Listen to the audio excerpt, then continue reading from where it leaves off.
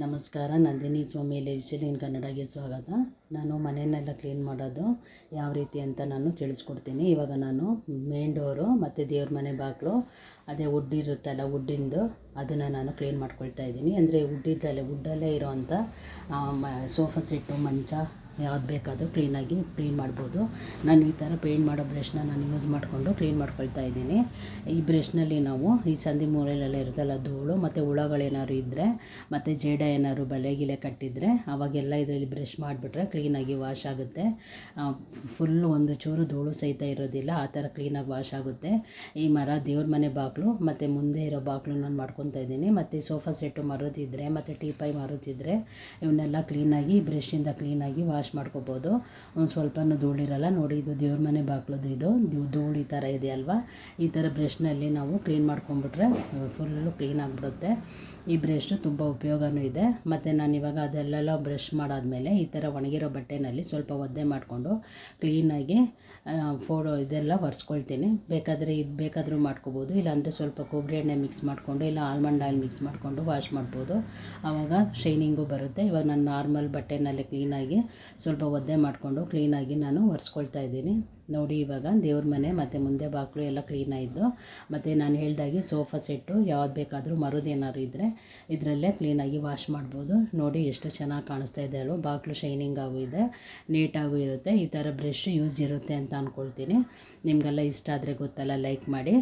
ನೋಡಿ, ಇದು ದೇವ್ರ ಮನೆ ಬಾಗಿಲು, ಇದನ್ನು ಸಹಿತ ಇದೇ ಥರ ಕ್ಲೀನ್ ಮಾಡಿದ್ದೀನಿ. ಇವಾಗ ಪೇಂಟ್ ಮಾಡೋ ಬ್ರಷ್ ಆದರೂ ಸರಿ, ಇಲ್ಲ ಅಂತಂದರೆ ಶೂ ಪಾಲಿಷ್ ಮಾಡ್ಕೊಳ್ತೀವಲ್ಲ ಬ್ರಷ್ಷು, ಅದನ್ನು ಫ್ರೆಶ್ ಆಗಿರೋ ಬ್ರಷ್ನ ಈ ದೇವ್ರ ಮನೆ ಕ್ಲೀನ್ ಮಾಡೋಕ್ಕೆ, ಬಾಗಿಲುಗಳನ್ನ ಕ್ಲೀನ್ ಮಾಡೋಕ್ಕೆ, ಮತ್ತು ವುಡ್ ಐಟಮು ಏನಿರುತ್ತೆ ಅವನ್ನೆಲ್ಲ ಕ್ಲೀನ್ ಮಾಡೋಕ್ಕೆ ಅಂತಲೇ ನಾವು ಉಪಯೋಗಿಸ್ಕೊಳ್ಳೋಕ್ಕೆ ಸಪ್ರೇಟಾಗಿ ಇಟ್ಕೋಬೇಕಾಗುತ್ತೆ. ನೋಡಿ, ಅದರಲ್ಲನ್ನೆಲ್ಲ ವಾಶ್ ಮಾಡ್ಕೊಂಡಿದ್ದೀನಿ. ಅಂದರೆ ಪೇಂಟ್ ಮಾಡೋ ಬ್ರಷನ್ನಲ್ಲೇ ನಾನು ಕ್ಲೀನಾಗಿ ವಾಶ್ ಮಾಡಿ ಇಟ್ಕೊಳ್ತಾ ಇದ್ದೀನಿ.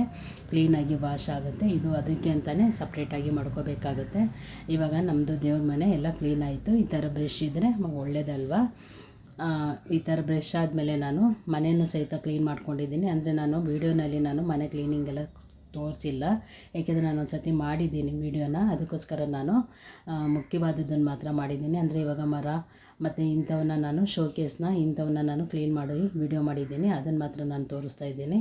ನೋಡಿ, ಇವಾಗೆಲ್ಲ ಕ್ಲೀನ್ ಆಯಿತು. ಇದೆಲ್ಲ ಕ್ಲೀನ್ ಆದಮೇಲೆ ನಾನಿವಾಗ ನೋಡಿ ಎಷ್ಟು ಚೆನ್ನಾಗಿ ಕಾಣುತ್ತೆ, ಶೈನಿಂಗ್ ಆಗೋ ಕಾಣಿಸುತ್ತೆ ಬಾಗಿಲುಗಳು ಎಲ್ಲ.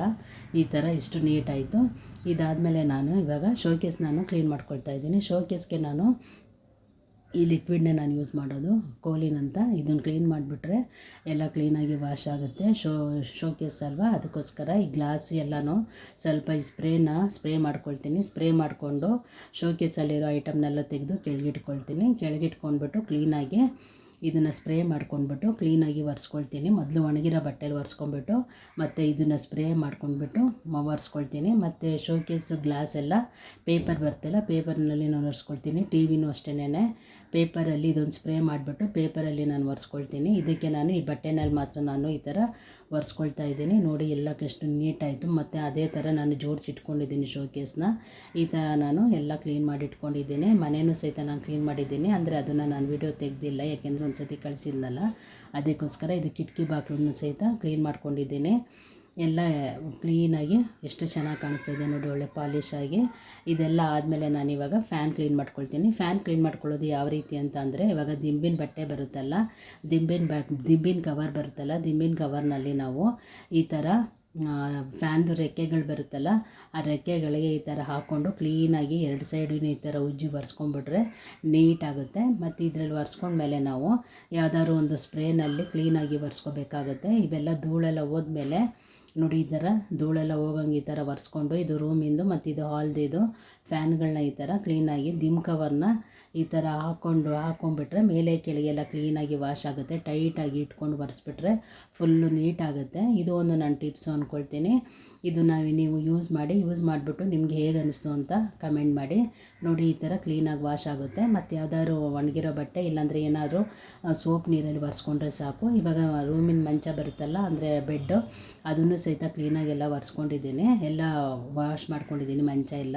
ಇವಾಗ ಅಲ್ಲೆಲ್ಲ ಜಿರಳೆ ಹುಳಗಳು ಬರಬಾರ್ದು ಅಂದರೆ ಇದು ಕರ್ಪೂರನ ಪುಡಿ ಮಾಡ್ಕೊಂಡಿದ್ದೀನಿ. ಅದ್ರ ಜೊತೆ ನಸಿ ಉಂಡೆ ಅಂತ ಬರುತ್ತಲ್ಲ, ಅಂದರೆ ನೆಪ್ತಲ್ ಬಾಲ್ಸು, ಅದನ್ನು ಸಹಿತ ಹಾಕ್ಕೊಂಡು, ಅಂದರೆ ಅದು ಉಂಡುಂಡೆನೇ ಹಾಸಿಗೆ ಬರುತ್ತಲ್ಲ ಹಾಸಿಗೆನೆಲ್ಲ ಎತ್ಬಿಟ್ಟು ಅದ್ರ ಕೆಳಗಡೆ 4 ಮೂಲೆನೂ ಈ ಥರ ಅದು ಹಾಕ್ಬಿಟ್ಟು ಮತ್ತು ಕರ್ಪೂರನೂ ಸಹಿತ ಅಲ್ಲೇ ಮೂಲೆಯಲ್ಲೆಲ್ಲ ಇಟ್ಬಿಟ್ಟು ಮತ್ತು ಹಾಸಿಗೆ ಮೇಲೆ ಕರ್ಪೂರ ಪೌಡರ್ನ ಸ್ವಲ್ಪ ಉದುರಿಸ್ಬಿಟ್ರೆ ಜಿರಳೆಗಳು ಏನೂ ಬರೋದಿಲ್ಲ.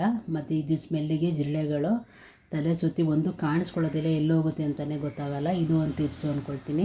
ಈ ಥರ ನೀವು ಒಂದು ಸತಿ ಮಾಡಿ ನೋಡಿ.